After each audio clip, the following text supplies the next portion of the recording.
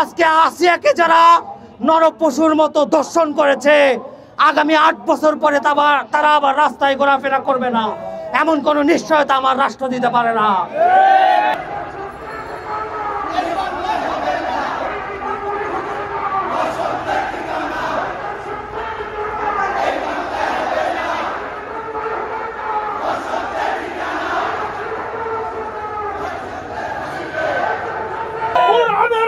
যদি 1 মাস আপনারা এই শাসন কার্যকর করতে পারেন, দেখতে পারবেন এই দর্শন বাংলাদেশের শূন্যের কোঠায় নেমে আসবে ইনশাআল্লাহ।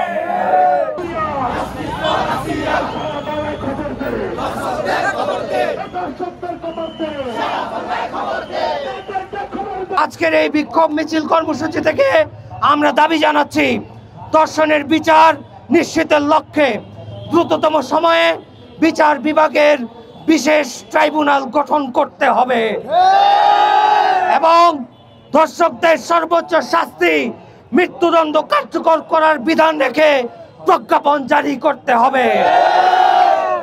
আমাদের এই দাবি বাস্তবায়নের লক্ষ্যে আগামী 10, 11 এবং 12 মার্চ দেশব্যাপী সকল শিক্ষা প্রতিষ্ঠান, সকল ক্যাম্পাস, জেলা এবং মহানগরে বিক্ষোভ মিছিল কর্মসূচি পালিত হবে। অনতিবিলম্বে ধর্ষকদের শাস্তি নিশ্চিত করা না হলে আমরা বিক্ষোভ মিছিল পরবর্তী সারা দেশের শিক্ষার্থীদেরকে সাথে নিয়ে কঠোর কর্মসূচি ইসলামী ছাত্র আন্দোলন বাংলাদেশ ঘোষণা করবে ইনশাআল্লাহ।